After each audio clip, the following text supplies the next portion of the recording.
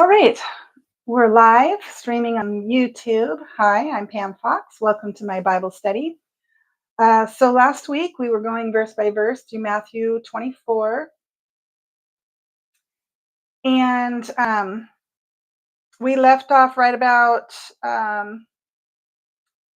verse 42, where Jesus says, "Watch therefore, for ye know not what hour your Lord doth come." And then he goes on to talk about the good man, which we talked about that, and how if the good man of the house had known in what watch the thief would come, he would have watched and would not have suffered his house to be broken up.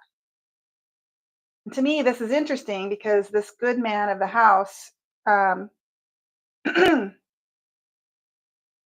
it's used in the Bible 12 times. It's the Greek word oikodespotes, and it means head of a family, a good man of the house, a householder, a master of the house. Now, who is master of a household? Well, it's the firstborn. And so Jesus is referencing a firstborn who did know the hour that his master was going to return, or that he did know the hour that the thief would show up. And so he says, the good man had known in what watch the thief would come, and he watched, and he did not allow his house to be suffered or broken up. In other words, because he was watching and he did know when the thief would come, the bad stuff that comes with the thief coming didn't take place. So I find this interesting because he goes on to say, therefore, be ye also ready. The idea here is be like the good man of the house. Be like the firstborn who did know when the thief was coming. Now, who knows when a thief is coming? Nobody knows when a thief is coming. A thief doesn't make an appointment.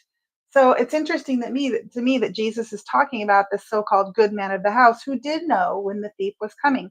That's something I want you to put a pin in. We'll talk more about that at another time. What I want to do today is finish Matthew 24, which is what we were studying last week, and we went way over time. There's just a couple more verses here. We'll wrap it up, and then we'll move forward in today's Bible study, which I'm really excited about. So we'll get more to that when we get to it. Let's just finish this up.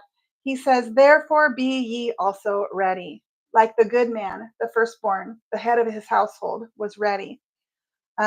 For in such an hour as ye think not, the Son of Man cometh." So this is what we were looking at last week, is the parousia of Christ, his coming, which is his return, his parousia, which is this return of a king where he's coming to deal with an issue only he can. Let's look at that really quick. We didn't look at it last week in the exhaustive Strongs. Let's look at um, Matthew 24 Bible Hub Strongs.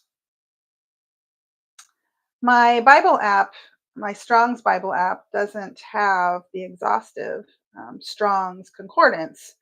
But if you go to Bible Hub and go to the Strong's portion of the concordance, it does have the exhaustive.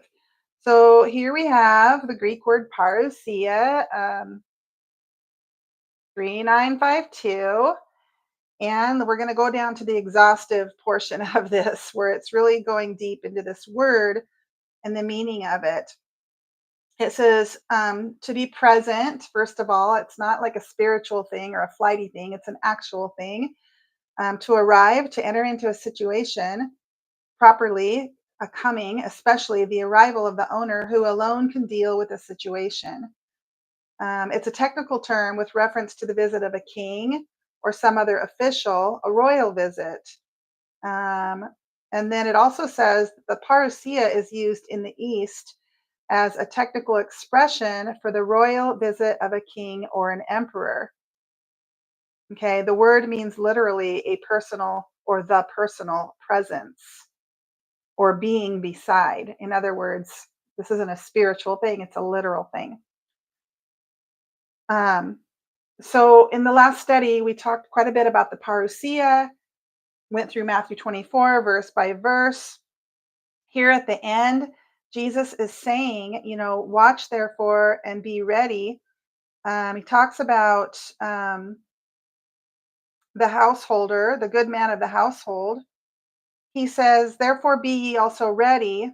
So he says to watch in verse 42, watch therefore. And then in verse 44, he says, therefore be also ready. So really what Jesus, I think, is trying to nail home here and emphasize is you got to watch and you got to be ready, which in the next chapter, Matthew 25, we're in Matthew 24 here, and it's all the same kind of lecture, if you will, or presentation to his disciples. He's going to go into the parable of the 10 virgins and the parable of the talents. He's going to talk about the good and faithful servant who, when his master returned, found him being good and faithful. And he says, you were faithful with little, I'm going to make you ruler over much. And he says, you're a good and faithful servant, enter into the joy of thy Lord.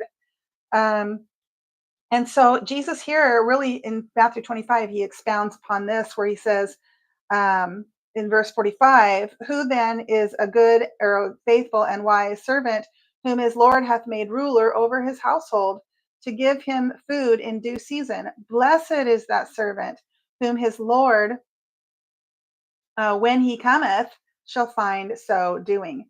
And of course, find so doing what? It's finding the Lord returning and finding the servant doing what he's supposed to be doing, being faithful with what his master has given him. Verse 47, verily I say unto you that he shall make him ruler over all his goods. And of course, this is what we see in the book of Revelation, where God is making his followers, his faithful followers, his good and faithful servants, kings and priests, rulers over all his goods.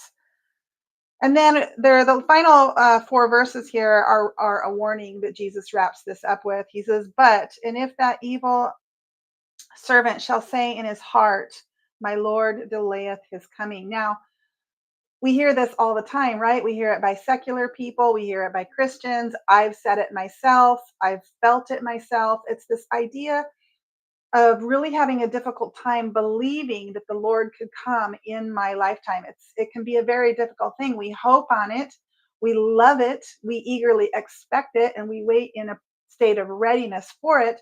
But it's still hard to really believe that he could come in our lifetime. After all throughout history, well-intentioned believers in Christ have lived their lives in expectation of his coming, and he didn't come in their lifetime. And so I guess there's just this fear that if I, go around saying I believe he's coming in my lifetime, that people will think I'm stupid when it doesn't happen, which is really dumb that we put so much stake in what other people think. We should care about what the word says and what the Lord says, but we don't know when he's coming. We're just expected to be ready and to watch and to wait and to hope. But Jesus does talk about an evil servant who says in his heart,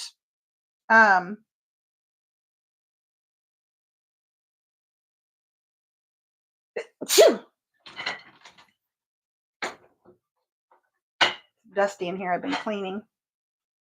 In his heart, the Lord delayeth his coming. My Lord delayeth his coming.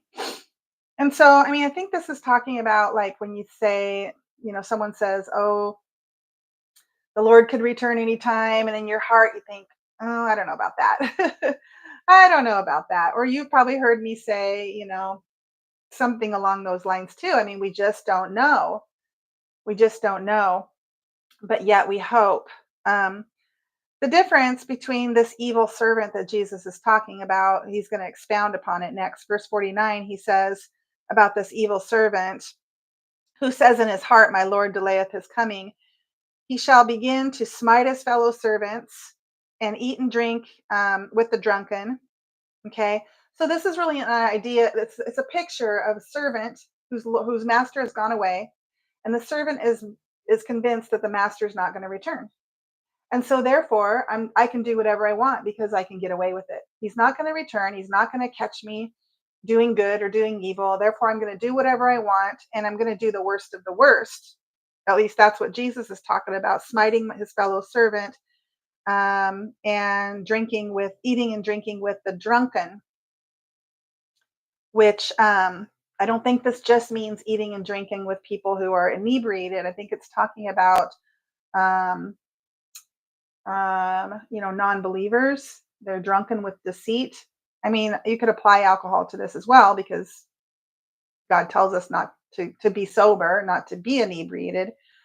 But he says, the Lord of that servant shall come in a day when he looketh not for him, and in an hour when he is not aware of. In other words, this evil servant thinks his master's not returning, and so he can do whatever he wants. And verse 51 says, and shall cut him asunder, and appoint him his portion with the hypocrites. This is Jesus speaking, and Jesus called the religious leaders hypocrites. And here he's saying that the evil servant is going to he's going to have his portion appointed to him with the hypocrites, where there shall be weeping and gnashing of teeth. So, all right, so that wraps up Matthew 24. And I'm using a new setup today. So if you see me looking around, it's because I honestly don't even know if my audio is working. There's no way to really check it.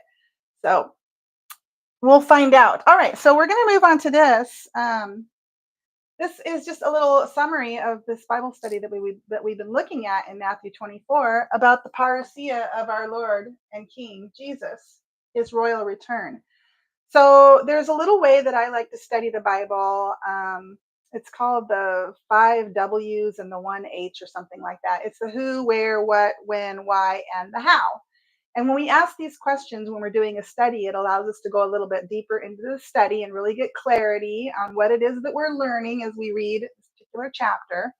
Okay, so when we're talking about the parousia, again, this is what the disciples were asking. What will be the sign of your parousia?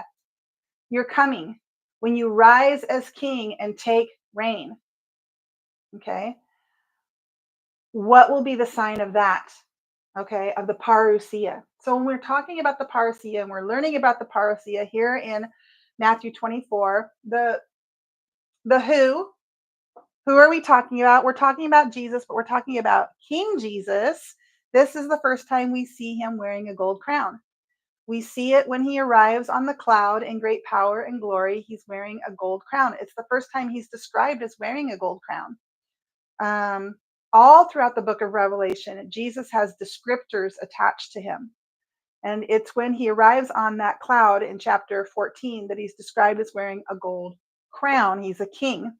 And then also when he's described as coming on that white horse down for the battle of Armageddon, which is all around the same, time. It's not the same exact time, but it's remember on a timeline, it's the parousia. He comes sometime during the reign of the beast to gather the saints together in heaven, gather the victorious survivors out of the earth up into that cloud, deliver that final group before the Lord, pour out the wrath onto the earth, which one of those 7 bowls is the 6th bowl. It is the battle of Armageddon, where Jesus returns on that white horse.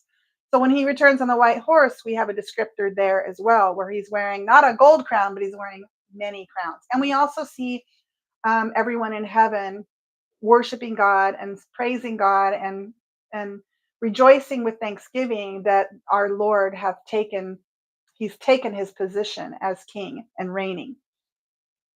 So the parousia is about King Jesus, okay? And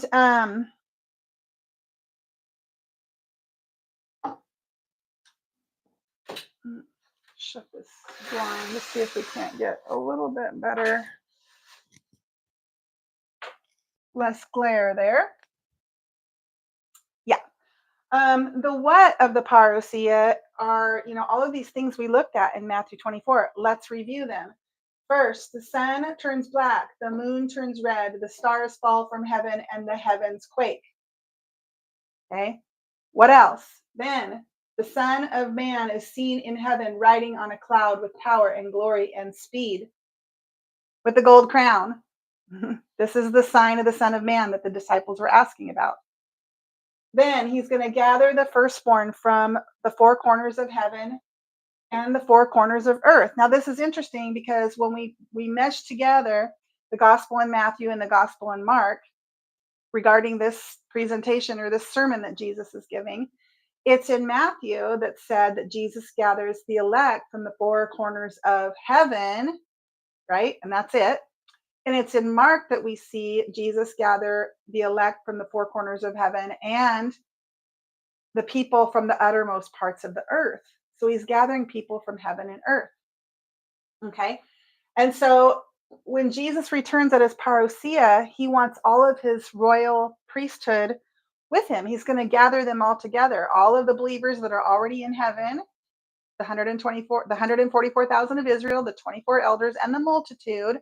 They're all going to be gathered, and he's going to also gather those victorious survivors that are on the earth. They're going to have their rapture, their victorious survivor, third rapture, if you will, harpazo, being caught up. Um, I'm looking at my screen and I'm just not seeing anything up here. I'm trusting that you guys can.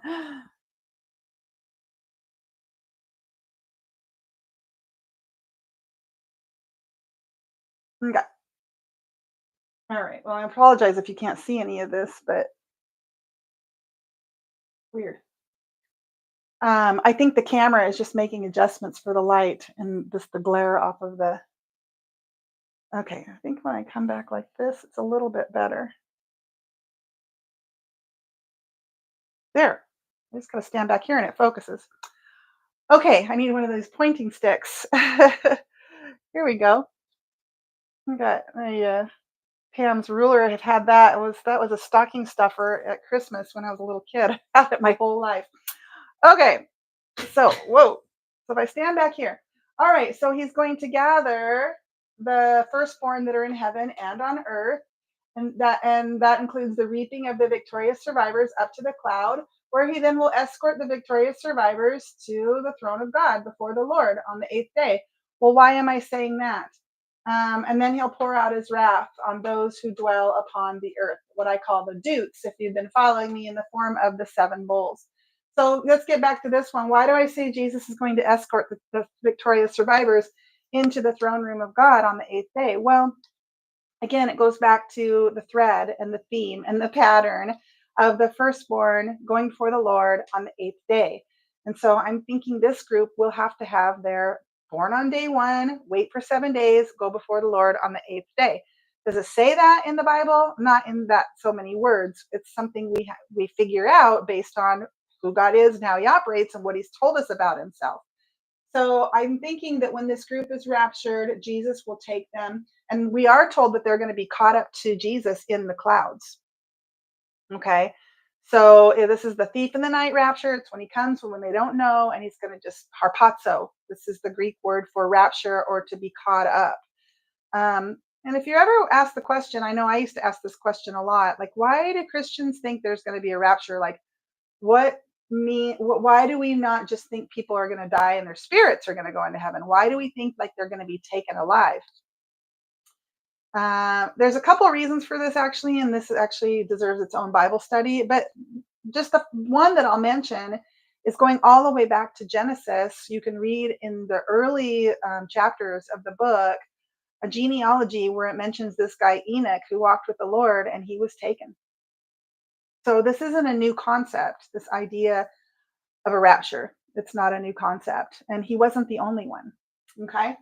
So yeah, he's going to escort them in, and then the wrath of God pours out. That is the seven bowls. And then next is the where. Of course, Jesus is coming. His parousia is coming to the earth from heaven. And then the why. Well, number one, it's to redeem those victorious survivors, right? Jesus is in the business of redeeming, and this final group of believers is still on the earth. They have to be taken up, they have to be redeemed. That is born, right? And presented before the Lord. He's also coming in his parousia to judge the world. That's that wrath that he pours on those who dwell upon the earth. And he's also coming to begin his millennial reign and take hold of his inheritance. Okay, that is to take dominion of the whole earth. Next, let's look at the how. Jesus tells us in Matthew 24, it's going to be like a thief in the night. That is his parousia. It will be like a thief in the night. Okay, we talked about that. A thief doesn't make an appointment. Okay, he comes when people least expect it, which is exactly what Jesus says in Matthew 24. He comes like lightning, right? Which is power and glory, and in the sky, which is exactly what we're told about his parousia. He's going to come with power and glory and in the sky, in the clouds. And he's going to come quickly, which is the last thing that Jesus tells us in the book of Revelation, like the final red words in the Bible. Do you know what they are? Let's look at it really quick. I mean, I already said it, but it is found in Revelation 22, verse 20. Surely I come quickly. I come quickly. So when he says he comes like the lightning, he means it. He comes quickly. And then the when, which is what we're going to talk about in today's Bible study. What does Matthew 24 say about the when? Well, he says immediately after the great tribulation. That's when his parousia will be. But he also says, except those days be shortened, no flesh would survive. So what we have here is Jesus telling us when his parousia will be, but he's also telling us that nobody knows because he's going to come early. He's going to come early like a thief in the night at a day or hour nobody knows. I'm going to turn the board around here so we can get back to last week's timeline.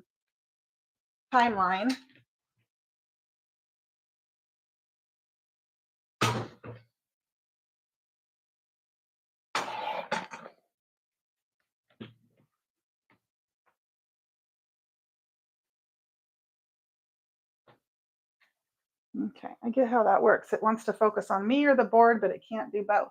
Okay, all right, I get it.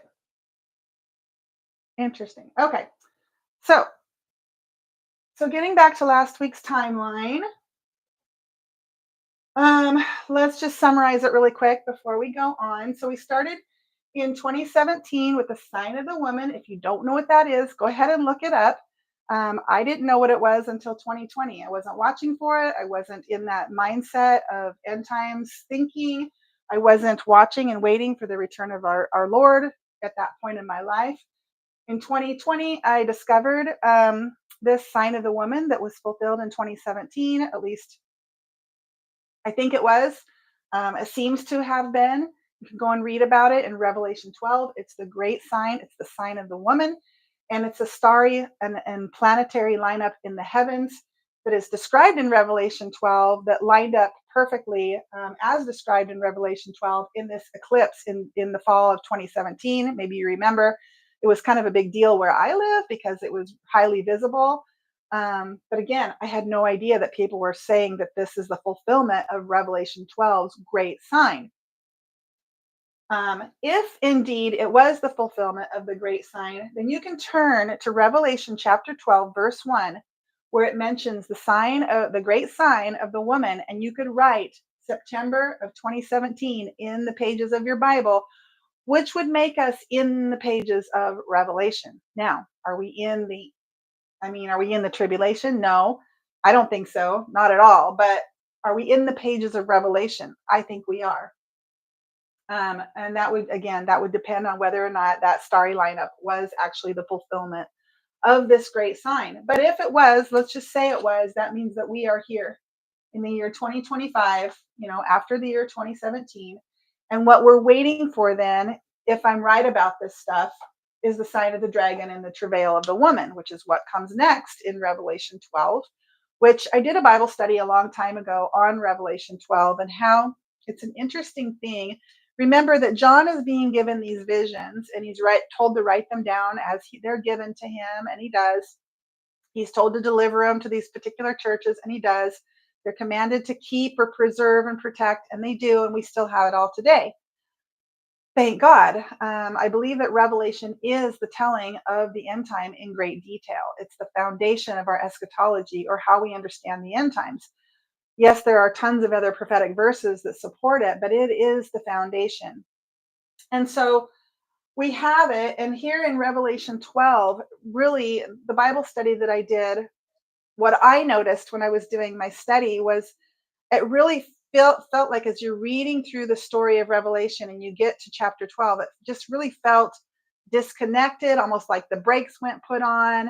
And now we're telling a whole new story. Or even, some like a flashback or a flash forward, just felt disconnected.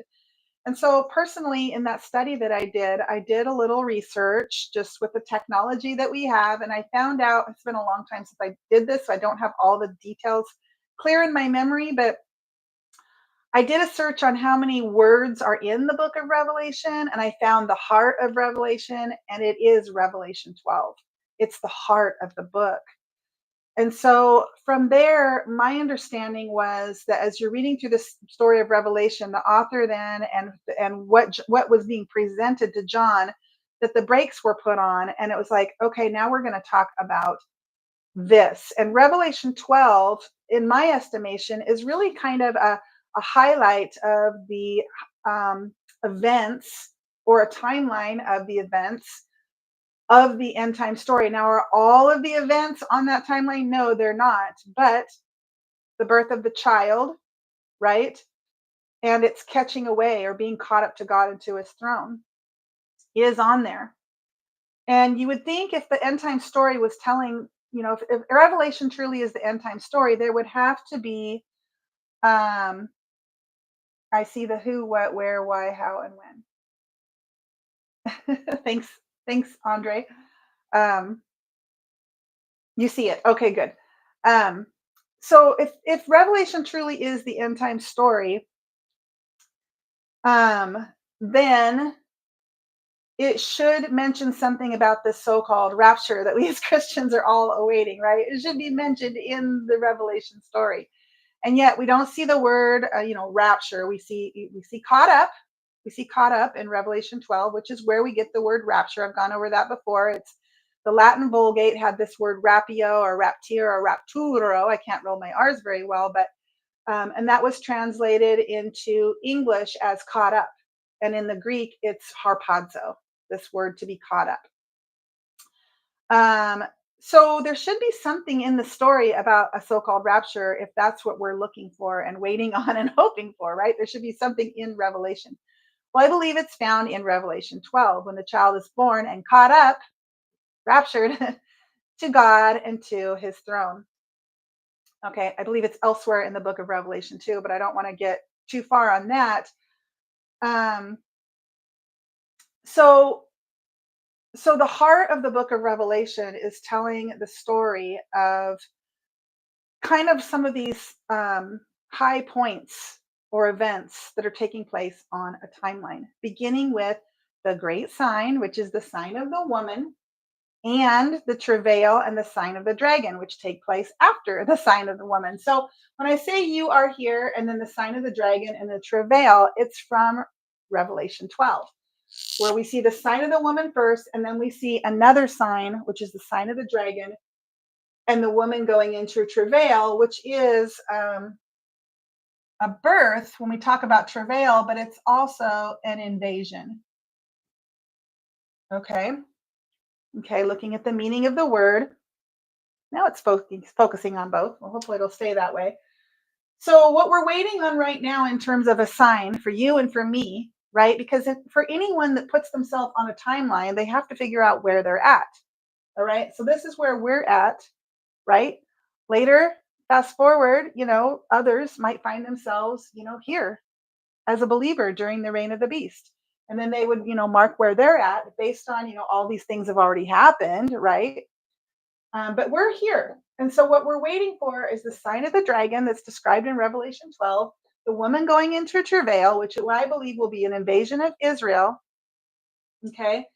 And then the catching away of the 24 elders, which is in conjunction with this woman going into travail and the sign of the dragon.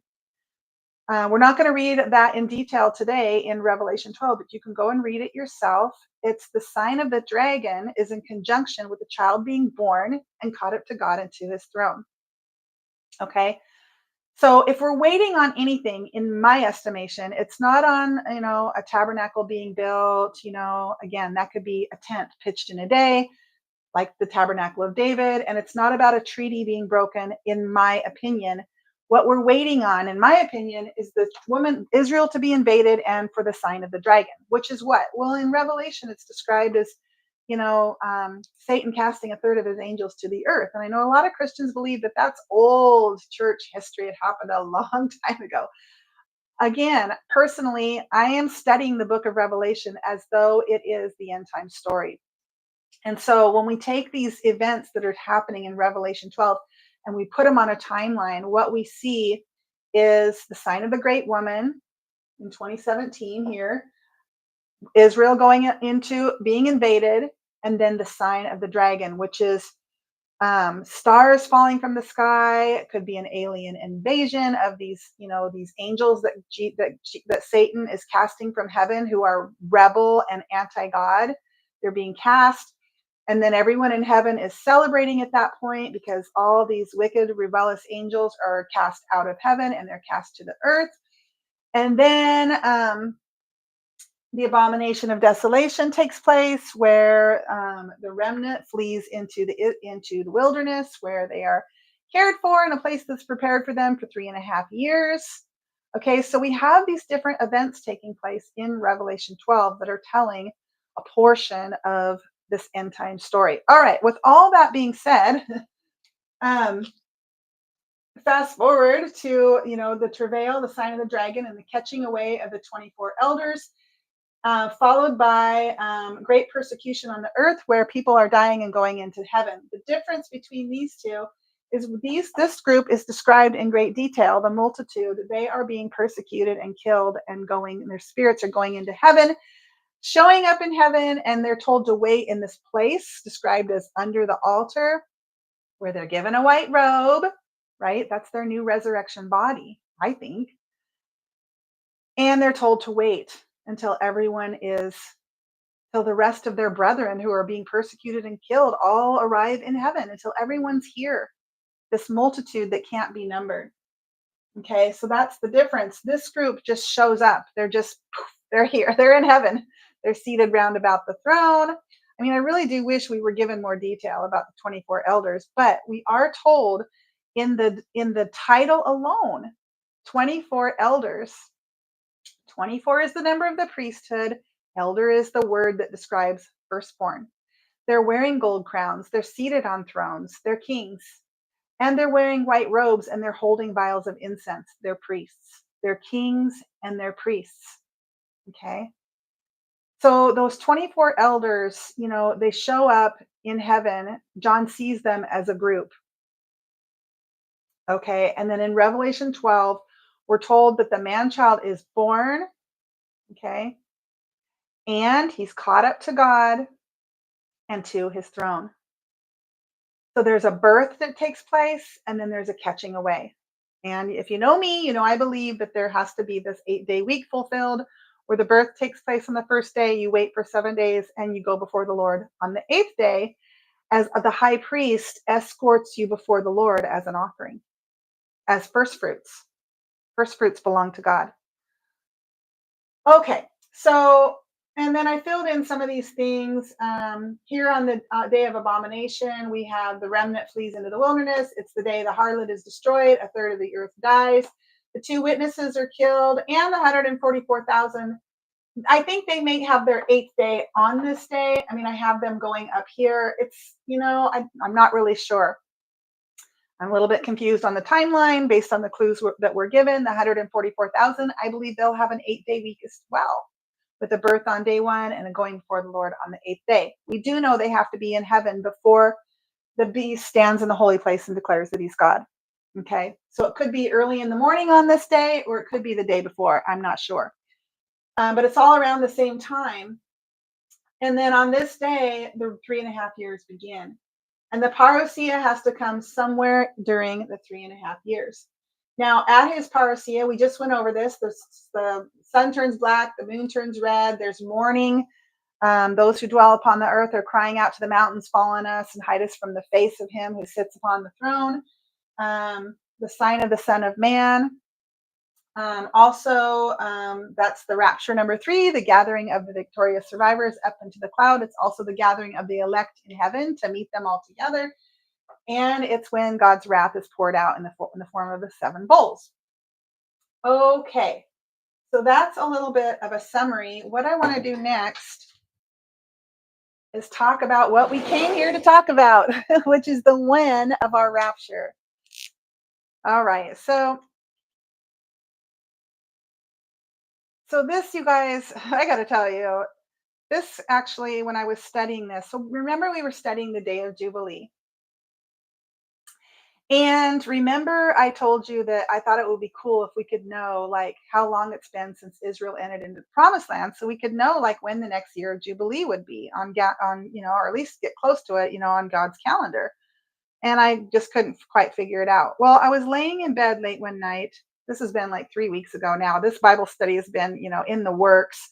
Not that I've had to really do anything. It's just that I had to pray on it. I really wasn't sure if I should share it or not. I wanted to share it, so I immediately did a little mock video here. I filmed it, I sent it to a dear sister of mine, and asked her to pray with me on whether or not I should share this. And the Lord didn't tell me not to share it, and I just continued to get more and more excited about sharing it. But I felt the Lord was really guiding me to go through Matthew 24 first, so we really have a clear understanding on what we're talking about when we're talking about the coming of the Lord. Okay. So hopefully we've done a good job on that, and it's more clear in your mind that the coming of the Lord happens at the end of the reign of the beast and it begins his 1,000-year reign. Okay. The coming of the Lord is not the rapture. Okay. And it's the parousia that nobody knows the day or hour. Okay.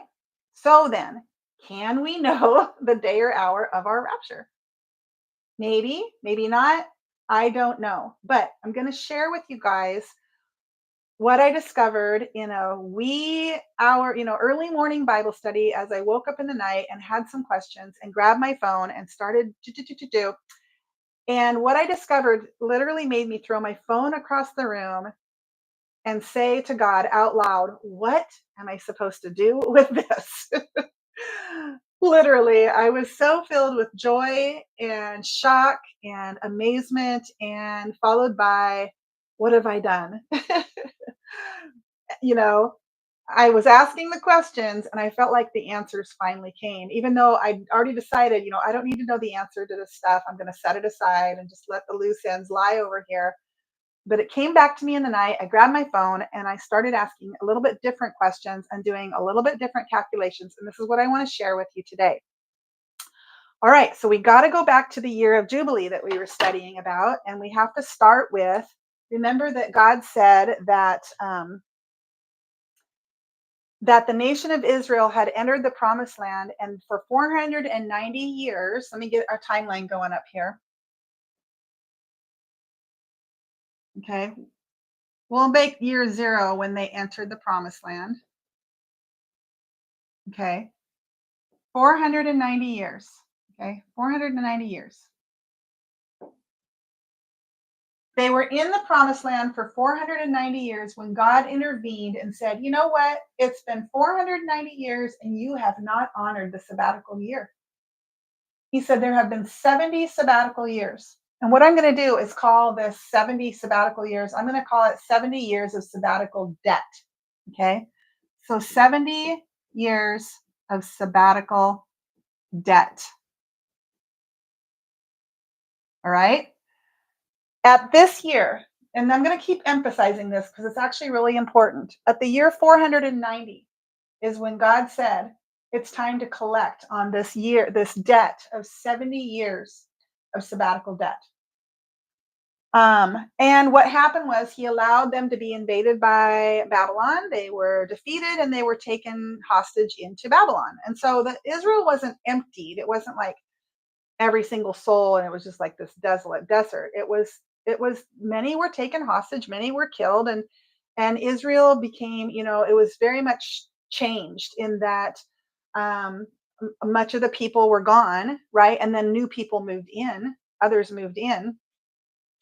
But what God says he was essentially doing was forcing the land to rest for these 70 years to fulfill these 70 years of sabbatical debt. There were 70 years owed to the land that it didn't get its rest. Okay. And now God is going to force these 70 consecutive years of land rest while Israel is held captive in Babylon. Okay. So we have to understand this first because today's entire Bible study depends on understanding, and understanding the rest will depend on understanding this.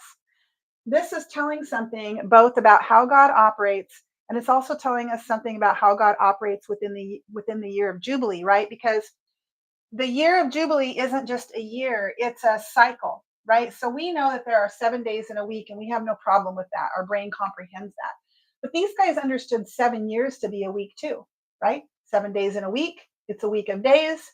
7 years in a week, it's a week of years. All right. And when it came to this Jubilee cycle, right, it was a week, 1 through 7, 7 times. So 1 through 7, 1 through 7, 1 through 7, 1 through 7, 1 through 7, 1 through 7. 1, 2, 3, 4, 5, 6, 7. 7 weeks of years. And this is what made up the Jubilee or the Jubilee cycle. Okay. Every seventh year, you had to let the land rest. You had to release um, there was releasing that took place on the seventh year. I don't want to talk about that yet because we haven't gotten to that point in the story. But certainly the land had to rest on the seventh year. Okay, but when they got to year 50, okay, this was the year of Jubilee. Okay, where there was additional releasing and delivering and redeeming essentially, and starting over and having a fresh start. Imagine if someone came to you and said, this guy over here paid your mortgage, paid your car payment, paid off all your credit card debt. Do you feel like you might feel like you were really thankful and that you were given a fresh start, where now you were underneath all of that debt? Now all of the income that's coming in, you could actually invest it into, doing the maintenance on your house or going on a vacation or whatever, paying for your kids' college or whatever. Wouldn't that feel like a fresh start? When we talk about redemption, it really is this idea of making new. Okay, so it's this God, he says, "Behold, I make all things new." This redeeming, this act of redeeming is how he makes things new. Okay, and here it was being practiced, and he wanted it to be practiced in and among his people. He wanted them to redeem each other and practice redemption with each other. But this Jubilee, you have to think of it not just as a year, although it is a year, it's the year of Jubilee, but it's also a cycle that's made up of 7 weeks of years. Okay. So in the Jubilee cycle, every 7 years, the land was rested. And then in that 50th year, which was also the first year starting a new cycle, right? We've looked at that before, but let's just recap it.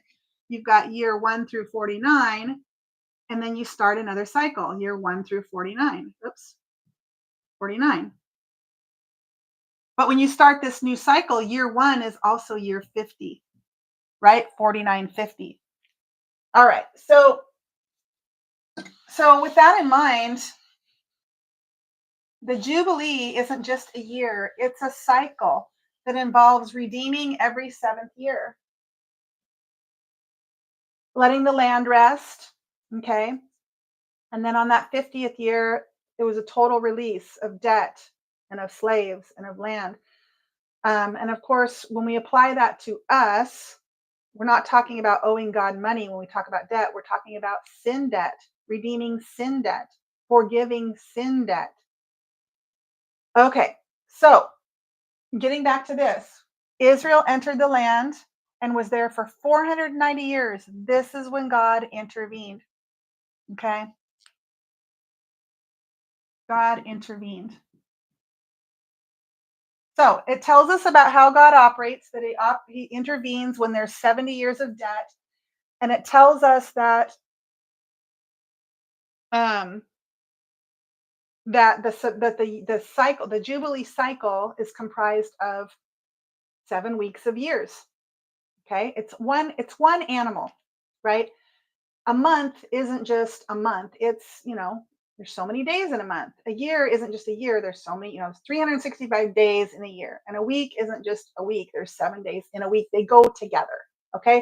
So when we talk about this Jubilee cycle, the 7 weeks of years and the year of Jubilee, they go together. They're all part of one animal. Okay. So God intervened here. All right. So what I want to do now is put on our timeline, I want to put today, the year 2025. Okay. Okay. So we're here now. We're in the year 2025. What I wanted to know is how many years has it been since Israel entered the promised line until now, until now.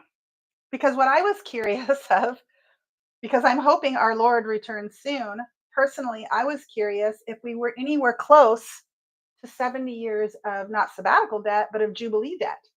Are we anywhere close to that? Has that come and gone? Is it coming up? Whereabouts are we on the timeline? Okay, so in order to figure this out, we have to know the year that Israel went into the promised land. So I just did, just like a Google search to see if we know that. Is that something we know? Well, it turns out that there are two dates that are given for this year that Israel entered the promised land. Remember, they were in the wilderness for 40 years and they entered the promised land. There's all kinds of timestamps in the Bible that help us understand and know this date. So there are two. Number one is the year 1406, of course, BC. And number two is the year 1210 BC. Okay, this number is actually agreed upon by Orthodox Jews based on the Bible. Okay, so this is the biblical consensus. This one. This one is based on science or archaeology or the archaeological consensus. This one is based on timestamps in the Bible, genealogies, and all of that. This one is based on artifacts and carbon dating and all of that. Okay. Let's start with this one. We're going to look at this one, 1406. So again, I just did a Google search and allowed my AI to be my calculator. And I asked, if Israel entered the promised land in 1406 BC, how many years have they been? How many years has it been? Okay. And the answer was 3,430 years since Israel entered the promised land here. Okay. And so the problem that I was getting stumped with when I originally started doing this was I was taking these guesses and dividing them by 50.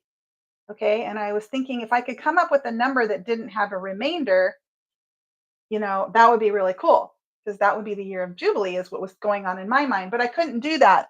And it was in the wee hours of the morning when I woke up and I grabbed my phone and I started asking different questions that I realized that this number, you don't divide it by 50, you divide it by 49, right? Because there's 49 years in a Jubilee cycle. We think of it as 50 because it's on the 50th year that we celebrate, or that they were supposed to celebrate the year of Jubilee. But the 50th year is simply year one, starting another Jubilee cycle. So there aren't 50 years in a Jubilee cycle, there are 49. Okay. That I'm very, very clear on now. I wasn't clear on that before. In fact, it was funny. I was doing the study and I would come across a commentary, or I was reading about the year of Jubilee, and it would talk about how, some people say there's 49 years in a cycle and some say there's 50. And I'm like, of course there's 50. Those people who say there's 49 don't know what they're talking about. And so it was in the wee hours of the morning that occurred to me that there are 49 years in a Jubilee cycle. The 50 is year one. There is no year 50. I mean, there is, but there aren't 50 years in a Jubilee cycle. There are 49. The 50th year and year one are the same year. The year of Jubilee both wraps up the old cycle and begins the new, right? Kind of like when you wake up in my country, we celebrate the new year on January 1st. January 1st is representative of the old is behind us, and now we're starting a new year. So there are 49 years in a Jubilee cycle. So what happens if we take this number, the number of years it has been since Israel entered the promised land, and we divide it by 49, right? Divide by 49. Well, the answer is, believe it or not, 70. It's 70. So what this means is there have been 70 years of Jubilee debt.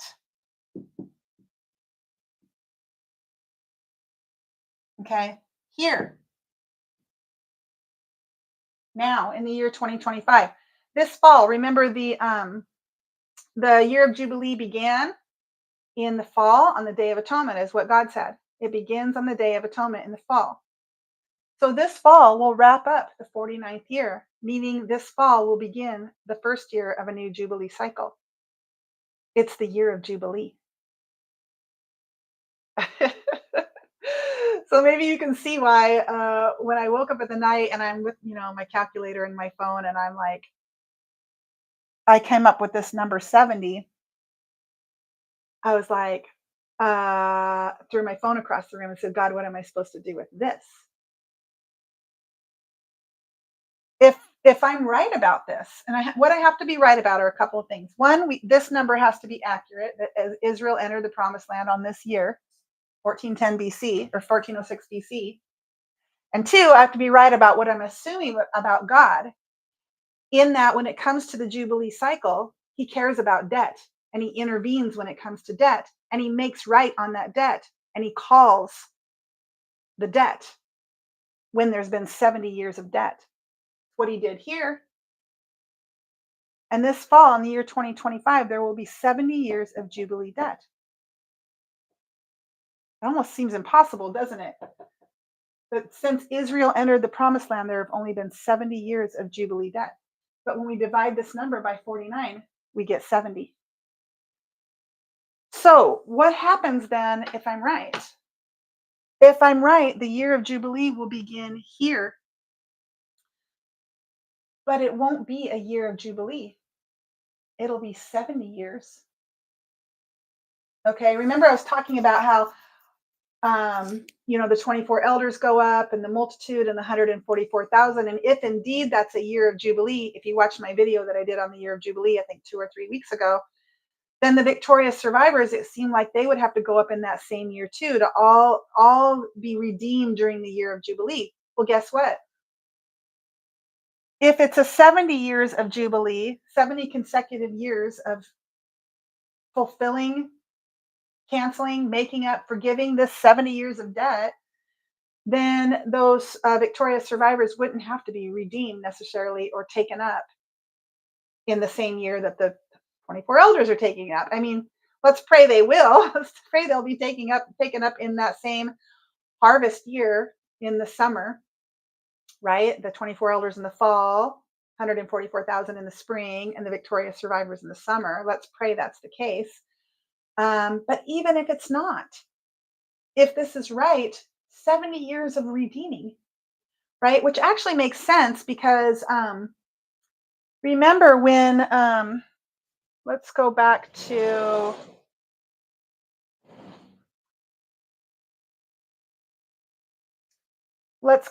this.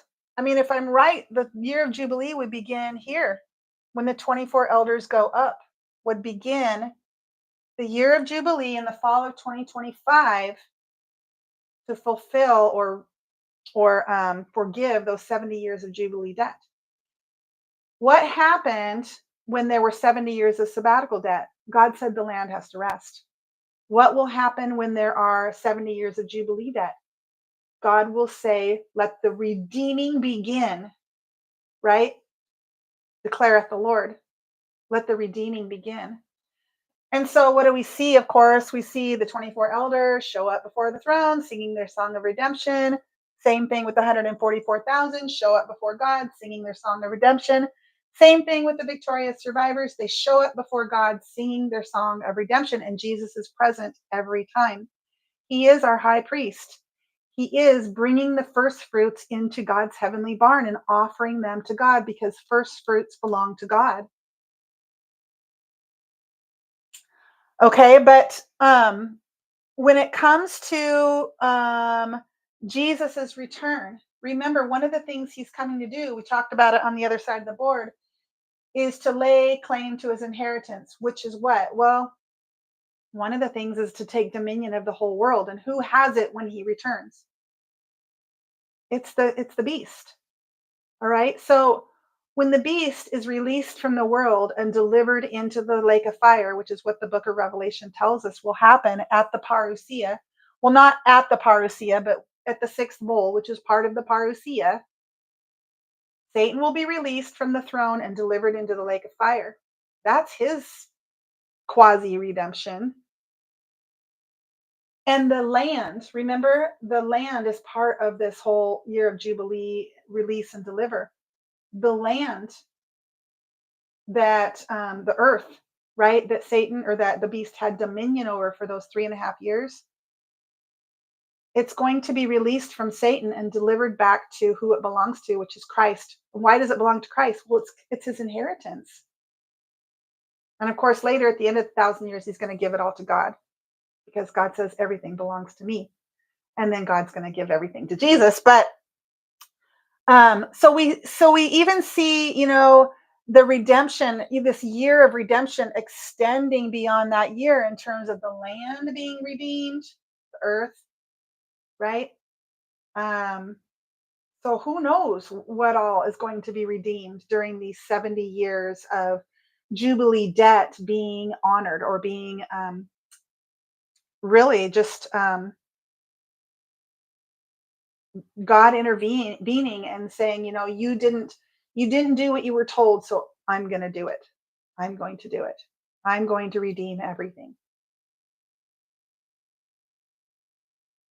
All right, so I think we're going to stop there. I mean, there's actually more. There's actually more. I think I want to stop there. Um, yeah, that's all I want to share today. One last thing I will say. Remember, I told you there were two numbers, this one and this one, meaning Israel entered the promised land either here or here. Well, guess what? When we determine how many years they've been in the promised land based on this number instead, we get a different number, of course, a different outcome. Hang on one second. Let me pull up my math. Um, hang on one second. Bring up my. Okay.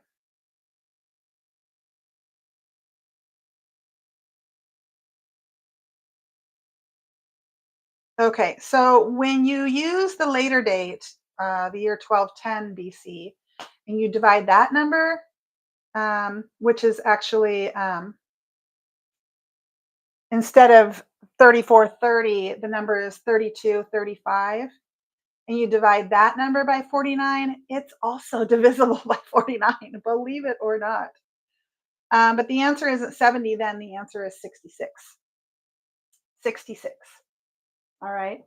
Which would mean we haven't fulfilled those 70 years of Jubilee if the archaeologists are correct and the biblical narrative is incorrect. Well, of course, I'm hoping that and it would make more sense to me and it would be more of my, persona to put my faith in or the earlier date, this one that they entered here. But also because it puts the 70 years of debt to right now, as opposed to still having to fulfill several just Jubilee cycles before we get to that 70 years of debt. So, what I want to say about this, guys, and what I'm about to say is the most important part of this Bible study. And that is, um, you know, all throughout history, people have calculated when they think, the rapture is going to be, and all throughout history, people have been wrong. Now, this is part of the reason when we talk about saying in your heart, oh, my Lord delayeth his coming, it's so difficult to, when you discover something like this, it's so difficult to believe it because who am I? Who am I to have this kind of information that everybody else has been wrong about? Surely I'm wrong too. I mean, that's kind of the way my mind works. So, maybe not. But here's the really, really important thing. One, you might be thinking, well, nobody knows the day or hour, so you must be wrong. Well, I think I've already done a pretty good job of showing that when we see this verse about no one knowing the day or hour, it's about the day or hour of his parousia, right? Which takes place sometime during the reign of the beast. It's when Jesus returns to set up his 1,000-year reign on the earth. And his newly resurrected kings and priests rule and reign with him for 1,000 years. That's the parousia that nobody knows the day or hour. It's when he comes like a thief in the night. Okay, so what about our rapture? Can we know? Does the Bible give us an indication? Has the Bible embedded deep within the scriptures the answers to the question when? And to that I answer maybe yes, maybe no. But if the answer is no, and this fall comes and goes and nothing happens, then what I really want to encourage you to To declare today and to choose today is to choose to persevere no matter what, to choose to stick with God no matter what, to choose to be faithful and trust in the Lord and be ready and to wait no matter what, even if we get these things wrong, right? And that's what Jesus was talking about. When we talk about the firstborn, we're talking about people of faith. We're talking about people who trust God no matter what. We're talking about people who suffer with Christ. When they suffer alongside of him. And in so doing, Jesus promises that we'll be glorified together. We suffer together, we're glorified together. And this glorification, it's what takes place when Jesus, the high priest, escorts the firstborn into the throne room of God to stand before God and to see him face to face. Because the firstborn are first fruits and they belong to God, and Jesus is giving them to God. That's where glorification takes place. A lot of people think glorification and resurrection are the same thing. They're not. Resurrection is when God makes us new in the twinkling of an eye. Glorification takes place when we stand in his presence and his glory gets on us because we're in the presence of God and we didn't die because he made us holy through that redemptive process. So if I'm wrong about this, we need to decide today. We can get excited about it. We can get excited about it. And I don't have a date for you. You can look it up yourself. When is the Day of Atonement this fall? I mean, I don't know if our calendar and God's calendar are the same. So I personally don't really preoccupy myself with that. Every year around the fall, I start kind of like thinking, oh, this could be it. It's the fall. I think that Festival of Tabernacles would be a great time, the Feast of Tabernacles, for a fall rapture of the 24 elders to wait for 7 days and go home on the eighth, because that's what the Feast of Tabernacles was. That's kind of how it worked. They lived in temporary homes for 7 days, but they went to their real home on the eighth day. Um, so it's about perseverance. And Paul talks a lot about this in the New Testament. Talks about persevering, he talks about overcoming, he talks about running the good race, staying the course, remaining, hopeful, remaining faithful. So we can make a choice today that no matter what happens this fall or any other time where we think, maybe this could be it, that we're going to stay faithful to our God and we're going to persevere no matter what happens.